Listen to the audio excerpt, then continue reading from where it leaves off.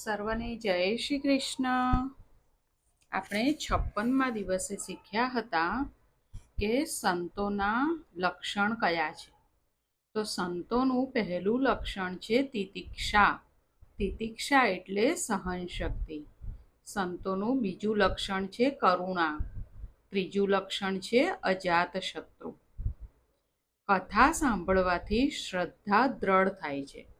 આપણે કથા સાંભળીએ પ્રભુની તો આપણી શ્રદ્ધા પ્રભુ પર દ્રઢ થાય એટલે પ્રભુ તરફ આસક્તિ વધે. વ્યસનાત્મિકા ભક્તિ પ્રાપ્ત થાય. પ્રભુ તરફ આસક્તિ વધે એટલે આપણને વ્યસનાત્મિકા ભક્તિ પ્રાપ્ત થાય. ત્યારે તે આપણને ઈશ્વર તરફ લઈ જાય છે. ઈશ્વર તરફ કોણ લઈ જાય છે? વ્યસનાત્મિકા ભક્તિ. બીજું આપણે શીખ્યા હતા કે એક દિવસ બ્રહ્મચર્યનો ભંગ થાય તો 40 દિવસ સુધી મન સ્થિર રહેતું નથી. ધ્યાન વગર ઈશ્વરનો અનુભવ થતો નથી. આપણે ધ્યાન કરીએ નહીં તો ઈશ્વરનો અનુભવ થતો નથી. તો રાત્રે સૂતા પહેલા પરમાત્માનું ધ્યાન કરો. અને ધ્યાન ક્યારે લાગે? જ્યારે આપણે બહુ પ્રભુનું નામ જપ બહુ કરીએ ત્યારે આપણું ધ્યાન લાગે. આમ જ ધ્યાન લાગતું નથી. તો ધ્યાન ના લાગે આપણું તો આપણે ડરવાનું નહીં, પણ આપણે આંખ બંધ કરીને બેસીને પ્રભુના નામનો બહુ જાપ કરવાનો. પછી એક સમય એવો આવશે કે આપણું ધ્યાન લાગવા લાગશે અને આપણને એમાં આનંદ આવશે. તો રોજ રાત્રે સૂતા પહેલા પરમાત્માનું ધ્યાન કરવું. હવે આગળ જોઈએ. સચ્ચિદાનંદરૂપાય વિશ્વોત્પત્યાદિહેતવે તાપત્રય વિનાશાય શ્રીકૃષ્ણાય વયમ નમઃ. જે જગતની ઉત્પત્તિ, સ્થિતિ અને વિનાશનો હેતુ છે તથા જે ત્રણેય પ્રકારના તાપોના નાશ કરવાવાળા છે એવા સચ્ચિદાનંદ સ્વરૂપ ભગવાન શ્રી કૃષ્ણને અમે વંદન કરીએ છીએ. અગાઉ આપણે જોયું હતું કે વારંવાર મનને એક સ્વરૂપમાં સ્થિર કરો. ધ્યાનમાં તન્મયતા થાય એટલે સંસાર ભૂલાય. ધ્યાનમાં દેહભાન અને જગતનું ભાન ભૂલાય છે. જેમ જેમ સંસારનું વિસ્મરણ થાય છે તેમ તેમ પ્રભુ સ્મરણમાં આનંદ આવે છે. જેમ જેમ આપણે સંસારને ભૂલી જઈએ એમ આપણને પ્રભુ સ્મરણમાં આનંદ આવે છે. ખાંડની પૂતળી સાગરની ઊંડાઈ પામવા ગઈ તે પાછી આવી જ નહીં. પરમાત્મા દરિયાની જેમ વ્યાપક છે, વિશાળ છે. જ્ઞાની પુરુષો પરમાત્માના રૂપ સાથે એવા મળી જાય છે કે તે પછી કહી શકતા નથી કે હું જાણું છું કે હું નથી જાણતો. ધ્યાન કરતા ધ્યાન કરનારો ધ્યેયમાં મળી જાય છે. આ જ અદ્વૈત છે. ધ્યાન કરનારનું હુંપણું ઈશ્વરમાં મળી જાય છે. ધ્યાન કરનારનું હુંપણું ઈશ્વરમાં મળી જાય છે. દેહભાન ભૂલાય ત્યારે જીવ અને શિવ એક થાય છે.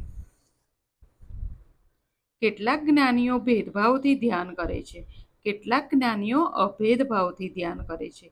પ્રથમ ભેદભાવથી ધ્યાન કરે છે ને પછી અભેદભાવથી કરે છે. તે પછી જીવનું જીવપણું ઈશ્વરમાં મળી જાય છે. જીવનું જીવપણું રહેતું નથી.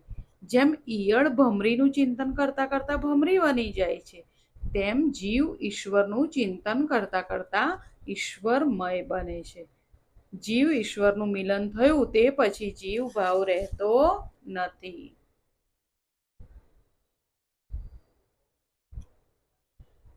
તુલસીદાસજીએ પણ માનસમાં કહ્યું છે ને, પણ એને કોણ જાણી શકે? પ્રભુને કોણ જાણી શકે?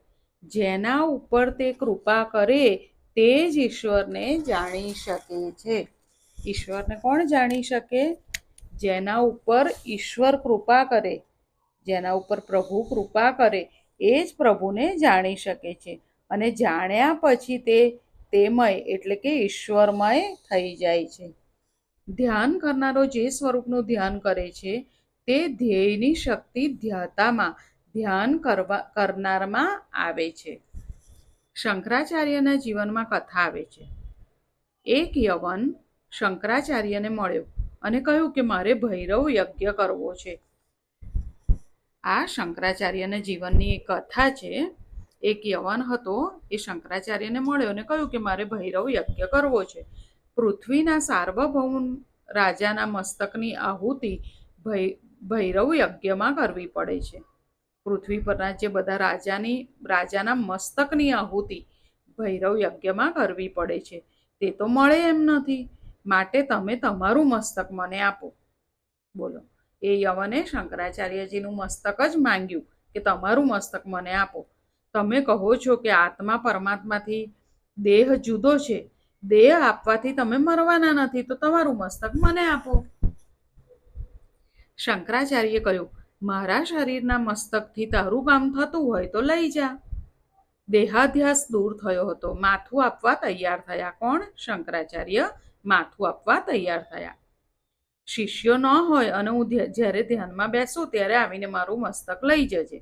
શંકરાચાર્યે પેલા યવનને શું કહ્યું કે જ્યારે મારા શિષ્યો ના હોય અને હું જ્યારે ધ્યાનમાં બેઠો હોઉં ત્યારે તું આવીને મારું મસ્તક લઈ જજે. હવે યવને એકવાર જોયું કે મઠમાં કોઈ નથી, તો તે મસ્તક કાપીને લઈ જવા માટે આવ્યો. ભગવાન શંકરના શિષ્ય પદ્મપાદ હતા. એ જે શંકરાચાર્ય હતા તેમના એક શિષ્ય હતા, એમનું નામ શું હતું? પદ્મપાદ. તેઓ ઋષિ સ્વામીના ભક્ત. તેઓ ઋષિ ભગવાન છે ને, ઋષિ ભગવાનના ભક્ત હતા. પદ્મપાદને ગંગા કિનારે અનેક અપશુકન થયા. એ આ શંકરાચાર્યજીના શિષ્ય હતા. એ ગંગા કિનારે ગયા હતા તો એમને બહુ અપશુકન થયા. તે દોડતા દોડતા મઠમાં પાછા આવ્યા. જોયું તો યવન તલવાર લઈને ગુરુદેવનું શિર કાપવા માટે તૈયાર થયો છે. પદ્મપાદને એકદમ ક્રોધ આવ્યો અને સિંહ બનીને તેણે યવનને ચીરી નાખ્યો. એ સિંહ બની ગયા. એ પદ્મપાદ જે હતા એમને એકદમ ક્રોધ આવ્યો અને ક્રોધમાં એ સિંહ બની ગયા અને પેલા યવનને મારી નાખ્યો. હવે આ પ્રસંગ આપણને શું બતાડે છે? આ પ્રસંગ બતાવે છે કે ઉપાસકમાં ઉપાસ્યની દિવ્ય શક્તિ આવે છે. એ કોની આરાધના કરતા હતા? નૃસિંહ સ્વામીની. તો નૃસિંહ સ્વામીનું મસ્તક તો સિંહનું મસ્તક છે. એટલે એ નૃસિંહ સ્વામીના ભક્ત હતા. એટલે નૃસિંહ સ્વામીની શક્તિ એમનામાં, દિવ્ય શક્તિ એમનામાં આવે છે. એટલે આ પ્રસંગ આપણને સમજાવે છે કે ઉપાસકમાં ઉપાસ્યની દિવ્ય શક્તિ આવે છે. નૃસિંહ સ્વામીનું ધ્યાન કરતા કરતા પદ્મપાદના દેહમાં નૃસિંહનો આવેશ આવ્યો છે. સુખદેવજી વર્ણન કરે છે, મદિરા માધાંતને દેહનું ભાન રહેતું નથી.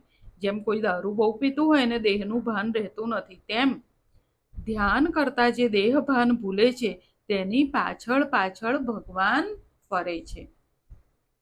ધ્યાન કરતા જે પોતાના દેહનું ભાન પણ ભૂલી જાય છે, પોતાના શરીરનું ભાન પણ ભૂલી જાય છે, એની પાછળ પાછળ ભગવાન ફરે છે. પ્રભુ પ્રેમમાં જે પાગલ થયો છે તે સુખી છે, બાકી સર્વ દુઃખી છે. ભગવાન વિના બીજું કાંઈ નથી. હું જોનારો પણ ભગવતરૂપ થયો છું. આ અપરોક્ષ સાક્ષાત્કાર છે. તેવી તન્મયતા થાય તો ભક્તિ સુલભ છે. ફરી જોઈએ આ શું કરવાનું? ભગવાન વિના બીજું કાંઈ નથી. હવે બીજું કાંઈ નથી તો હું પણ ક્યાંથી હોય? હું જોનારો પણ ભગવતરૂપ થયો છું. આ અપરોક્ષ સાક્ષાત્કાર છે. આવી તન્મયતા થાય તો ભક્તિ સુલભ છે.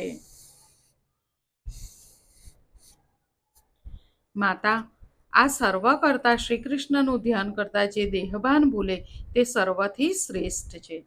કપિલ ભગવાન માતા દેવહૂતિને શું કહે છે કે માતા, આ બધાના કરતા જે શ્રી કૃષ્ણનું ધ્યાન કરતા જે પોતાનું દેહભાન ભૂલી જાય છે તે સર્વથી શ્રેષ્ઠ છે. ભગવત ભક્તો પ્રારબ્ધ કર્મને મિથ્યા કરી શકે છે, તેથી તે શ્રેષ્ઠ છે. પ્રેમ અન્યોન્ય હોય છે. તમે ઠાકોરજીનું સ્મરણ કરશો તો ઠાકોરજી તમને ભૂલશે નહીં, હે ને? આપણે કોઈને પ્રેમ કરીએ તો પ્રેમ અન્યોન્ય હોય, એ પણ આપણને પ્રેમ કરતું હોય. એમ આપણે ઠાકોરજીનું સ્મરણ બહુ કરીશું તો ઠાકોરજી પણ આપણને ભૂલશે નહીં. નારદજી એકવાર વૈકુંઠ લોકમાં આવ્યા. નારદજી એકવાર વૈકુંઠ લોકમાં આવ્યા. લક્ષ્મીજીને જોયા પણ ભગવાન ના દેખાયા. શોધતા શોધતા ભગવાનને છેવટે ધ્યાનમાં બેઠેલા જોયા. નારદજી શોધે છે પ્રભુ ક્યાં ગયા, તો પ્રભુ તો ધ્યાનમાં બેઠા છે. નારદજી પૂછે છે કે તમે કોનું ધ્યાન કરો છો? ભગવાન કહે છે કે હું મારા ભક્તોનું ધ્યાન કરું છું. ભગવાન કોનું ધ્યાન કરે છે? પોતાના ભક્તોનું. ભગવાન પોતાના લાડીલા ભક્તોનું ધ્યાન કરે છે. નારદજી કહે છે મહારાજ, આ વૈષ્ણવ તમારા કરતાં પણ શ્રેષ્ઠ છે કે તમે એમનું ધ્યાન કરો છો? ભગવાન કહે છે હા, તે મારા કરતાં પણ શ્રેષ્ઠ છે. નારદજી કહે છે કે તો પછી સિદ્ધ કરી આપો. ભગવાન પૂછે છે કે જગતમાં મોટામાં મોટું કોણ? નારદજી કહે છે પૃથ્વી. ભગવાન કહે છે પૃથ્વી સાની મોટી? પૃથ્વી તો શેષનાગની ફણા ઉપર છે. તો નારદજી કહે છે તો શેષનાગ મોટા. ભગવાન કહે છે અરે એ શેષનાગ સાના મોટા? वो तो शंकर जी के हाथ का कड़ा है. तो शेष करता तो शिवजी महान થયા. અરે તેનાથી તો રાવણ જબરો કે તેણે આખા કૈલાસને જ ઉઠાવી લીધો. તો શું રાવણ મોટો? અરે રાવણ સાનો મોટો? વાલી રાવણને બગલમાં દબાવીને સંધ્યા કરતો હતો. વાલી રાવણને બગલમાં દબાવીને સંધ્યા કરતો હતો. તો શું વાલી મોટો? અરે વાલી સાનો મોટો? વાલીને તો રામજીએ મારેલો. ત્યારે આપ સર્વથી શ્રેષ્ઠ છો. ભગવાન કહે છે ના, હું પણ શ્રેષ્ઠ નથી. મારા કરતાં મારા ભક્તો શ્રેષ્ઠ છે. કારણ આખું જગત મારા હૈયામાં, પણ હું મારા ભક્તોના હૈયામાં. પ્રભુએ શું કીધું? હું પણ શ્રેષ્ઠ નથી. મારા કરતાં મારા ભક્તો શ્રેષ્ઠ છે. કેમ? કારણ કે આખું જગત મારા હૈયામાં. પ્રભુના હૃદયમાં આખું જગત છે ને, પણ પ્રભુ કોના હૃદયમાં છે? પ્રભુ ભક્તોના હૃદયમાં છે. જગત મારા હૈયામાં છે, પણ મને હૈયામાં રાખીને જે ભક્તો વ્યવહાર કરે છે એવા જ્ઞાની ભક્તો મારાથી પણ શ્રેષ્ઠ છે. સર્વથી શ્રેષ્ઠ છે. ભગવાનના ભક્તો ભગવાનથી પણ વધે છે. મારા નિષ્કામ ભક્તો કોઈ પણ પ્રકારની મુક્તિની ઈચ્છા પણ કરતા નથી. ભક્ત હોય સાચા એ તો મુક્તિની પણ ઈચ્છા કરતા નથી. મારી સેવા વિના બીજી કોઈ ઈચ્છા તેઓ રાખતા નથી. એટલે આપણે કહે છે ને કે પ્રભુ પાસે કંઈ માંગવું ના જોઈએ. આપણે ખાલી પ્રભુની સેવા કરવાની ઈચ્છા રાખવી જોઈએ. તો નિષ્કામ ભક્તો કોઈ પણ પ્રકારની મુક્તિની પણ ઈચ્છા રાખતા નથી. એ ખાલી પ્રભુ સેવાની જ ઈચ્છા રાખે છે. એવા નિષ્કામ ભક્તો મારી સેવાને છોડીને આપવામાં આવે તો સાલોક્ય, સાષ્ટી, સામીપ્ય, સારુધ્ય અને સાયુજ્ય મુક્તિ પણ લેતા નથી. આટલા બધા અલગ અલગ પ્રકારની મુક્તિ હોય છે. આ બધી મુક્તિ પણ ભક્તો લેતા નથી કે અમારે મુક્તિ નથી જોતી, અમારે તો પ્રભુની સેવા જ કરવી છે. એટલે જ તો નરસિંહ મહેતાએ પણ ગાયું છે ને કે હરિના જન તો મુક્તિ ન માંગે, માંગે જન્મો જન્મ અવતાર રે. નિત સેવા નિત કીર્તન ઓચ્છવ, નિરખવાનંદ કુમાર રે. ધન્ય વૃંદાવન ધન્ય એ લીલા, ધન્ય એ વ્રજના વાસી રે.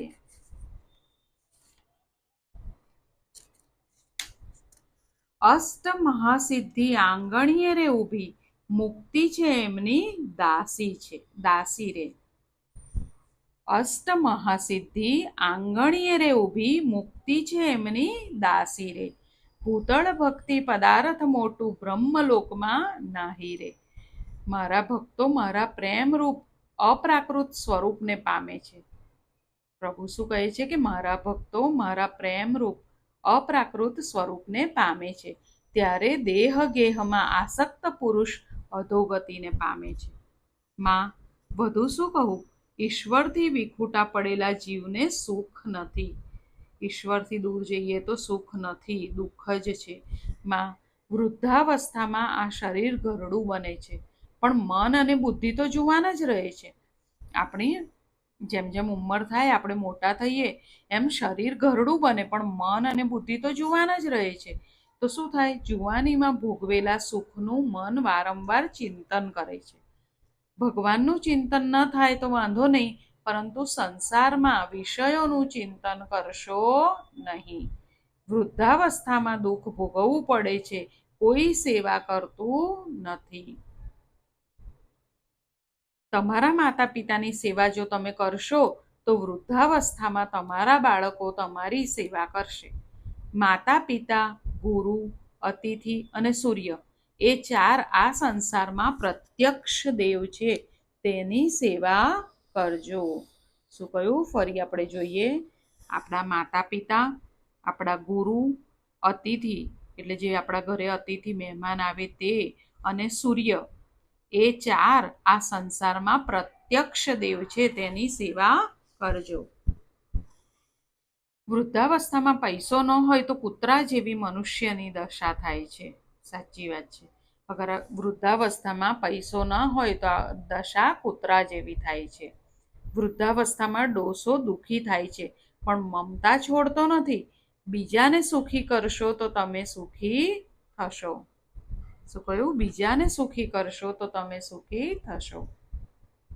વૃદ્ધાવસ્થામાં શરીર દુર્બળ થવા છતાં સત્સંગ અને ભજન કરે તો મન અને જીભ જુવાન બને છે.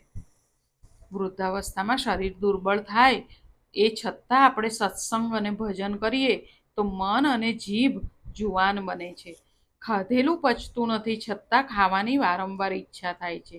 વૃદ્ધાવસ્થામાં લૂલી બહુ પજવે છે, એટલે આ જીભ બહુ પજવે છે. વૃદ્ધાવસ્થામાં શરીર દુર્બળ બને છે. શરીર સારું છે ત્યાં સુધી બાજી આપણા હાથમાં છે. જ્યાં સુધી આપણું શરીર સારું છે ત્યાં સુધી બાજી આપણા હાથમાં છે. ત્યાં સુધીમાં પ્રભુને રાજી કરી લો તો બેડો પાર છે. પથારીમાં ડોસો પડ્યો છે અને પથારીમાં મળમૂત્ર થાય. કેટલાક પાપી પુરુષોને નરક યાતના આ લોકમાં જ ભોગવવી પડે છે. મરતા પહેલા 6 મહિના અગાઉ યમદૂત સ્વપ્નમાં દેખાય છે. આપણે મરવાના હોય એના 6 મહિના પહેલા યમદૂત સ્વપ્નમાં દેખાય છે. વૃદ્ધાવસ્થામાં અતિ પાપીને યમદૂત દેખાય છે. યમદૂત કોને દેખાય? જેણે બહુ પાપ કર્યા હોય. મરણ પથારીમાં પડ્યા પછી જેના માટે પૈસાનું પાણી કર્યું તે લોકો એવું ઈચ્છે કે આ જલ્દી મરે તો સારું. મરણ પથારીમાં પડ્યા હોય કોઈ અને આપણે જેના માટે પૈસાનું પાણી કર્યું હોય એ લોકો પણ એવું વિચારે કે આ જલ્દી મરે તો સારું. આપતા વર્ગ પણ મને કંઈ આપશે તેવી ઈચ્છાથી સેવા કરે છે. બધા સ્વાર્થના સગા ભેગા થયા છે. ભાગવતમાં સગાઓને શિયાળ કૂતરા જેવા કયા છે. ભાગવતમાં આપણા જે સગા છે એને કોના જેવા કયા છે? શિયાળ કૂતરા જેવા. આ છોકરીઓ પણ લાલચુડી હોય છે. બાપાની તબિયત ખરાબ થાય તો દોડતી આવે અને કહે, બાપા હું તમારી મણી, મને ઓળખી? પણ આ મણીબેનનું કંઈ અજવાળું પડતું નથી. ડોસો એકલો રડતો રડતો જાય છે. જાણે છે કે હું જઈશ ત્યારે કોઈ સ્ત્રી પુત્ર કોઈ સાથે આવશે નહીં, મારે એકલાને જ જવું પડશે. છતાં વિવેક રહેતો નથી. યમદૂતો આ જીવાત્માને શરીરમાંથી બહાર કાઢે છે. અંતકાળમાં 2 યમદૂતો આવે છે. એક પાપ પુરુષ આવે છે ને એક પુણ્ય પુરુષ આવે છે. પુણ્ય પુરુષ કહે છે કે તને પુણ્ય કરવાની તક આપી, તે છતાં તે પુણ્ય કર્યું નહીં. બંને યમદૂતો જીવાત્માને મારે છે. આ જીવ મરે છે ત્યારે અતિશય તરફડે છે. યમદૂતોની ગતિ પગથી આંખ સુધી હોય છે. બ્રહ્મરદ્રમાં જે પ્રાણને સ્થિર કરે છે તેને યમદૂતો કાંઈ કરી શકતા નથી. જો બ્રહ્મરંધ્રમાં પ્રાણને સ્થિર કર્યા હોય તો યમદૂતો કાંઈ કરી શકતા નથી. મર્યા પછી પૂર્વજન્મ યાદ આવતો નથી. સ્થૂળ શરીરની અંદર સૂક્ષ્મ શરીર છે, તેની અંદર કારણ શરીર છે. સૂક્ષ્મ શરીરની અંદર રહેલી વાસનાઓ એ કારણ શરીર છે. શું કહ્યું? સૂક્ષ્મ શરીરની અંદર જે વાસનાઓ રહેલી છે એ કારણ શરીર છે. યમદૂતો જીવાત્માને સૂક્ષ્મ શરીર સાથે યમપુરી લઈ જાય છે. અતિ પાપી માટે યમપુરીનો માર્ગ એકદમ ભયંકર છે. પાપીને ગરમ રેતી ઉપર ચાલવું પડે છે. ચિત્રગુપ્ત જીવાત્માએ કરેલા પાપ પુણ્ય જીવાત્માને યમ દરબારમાં સંભળાવે છે. અને એના સાક્ષી કોણ હોય છે? એના 14 સાક્ષીઓ હોય છે. પછી જીવાત્માને પાપ કબૂલ કરવું પડે છે. પૃથ્વી, ચંદ્ર, સૂર્ય એ બધા સાક્ષી છે. પાપ પ્રમાણે નરકની સજા થાય છે. જો કોઈ જીવના પાપ અને પુણ્ય સરખા હોય તો તે ચંદ્રલોકમાં જાય છે. પુણ્ય જ હોય તો સ્વર્ગમાં જાય છે. પુણ્ય ખૂટી જાય એટલે ફરી મનુષ્ય લોકમાં જન્મ લેવો પડે છે અને અનેક જન્મ મરણનું દુઃખ તે ભોગવે છે. આજે અહીંયા સુધી રાખીએ. આજે આપણે શું શીખ્યા એ આપણે ફરી જોઈ લઈશું. આજે આપણે શીખ્યા કે જેના ઉપર પ્રભુ કૃપા કરે તે જ ઈશ્વરને જાણી શકે છે. ભગવાન વિના બીજું કાંઈ નથી. આપણે શું વિચારવાનું કે ભગવાન વિના બીજું કાંઈ નથી અને હું જોનારો પણ ભગવતરૂપ થયો છું. આ અપરોક્ષ સાક્ષાત્કાર થાય છે તેવી તન્મયતા થાય તો ભક્તિ સુલભ છે. પછી કપિલ મહારાજ માતાને કહે છે કે માતા, સર્વ કરતા શ્રી કૃષ્ણનું ધ્યાન કરતા જે પોતાનું દેહભાન પણ ભૂલી જાય છે તે સર્વથી શ્રેષ્ઠ છે. હવે પ્રભુ શું કહે છે કે હું પણ શ્રેષ્ઠ નથી, મારા કરતા મારા ભક્તો શ્રેષ્ઠ છે. કેમ? કારણ કે આખું જગત મારા હૃદયમાં રહે છે પરંતુ હું ભક્તોના હૃદયમાં રહું છું. મને હૈયામાં રાખીને જે ભક્તો વ્યવહાર કરે છે તેવા જ્ઞાની ભક્તો મારાથી પણ શ્રેષ્ઠ છે, સર્વથી શ્રેષ્ઠ છે. ભગવાનના ભક્તો ભગવાનથી પણ વધે છે. મારા નિષ્કામ ભક્તો કોઈ પણ પ્રકારની મુક્તિની પણ ઈચ્છા કરતા નથી. મારી સેવા વિના બીજી કોઈ ઈચ્છા તેઓ રાખતા નથી. માતા, પિતા, ગુરુ, અતિથિ અને સૂર્ય આ ચાર આ સંસારમાં પ્રત્યક્ષ દેવ છે. આપણે કહીએ ને કે પ્રત્યક્ષ દેવ ક્યાં છે? આપણને ક્યાં જોવા મળે છે? તો પ્રત્યક્ષ દેવ કોણ છે? આપણા માતા, પિતા, ગુરુ, અતિથિ અને સૂર્ય. આ પ્રત્યક્ષ દેવ છે, તેની સેવા કરવી જ જોઈએ. શરીર સારું હોય ત્યાં સુધી આપણી બાજી આપણા હાથમાં છે. ત્યાં સુધીમાં પ્રભુને રાજી કરી લઈએ તો બેડો પાર છે. આજે અહીંયા સુધી રાખીએ. ફરી જલ્દી મળીએ. સર્વને જય શ્રી કૃષ્ણ.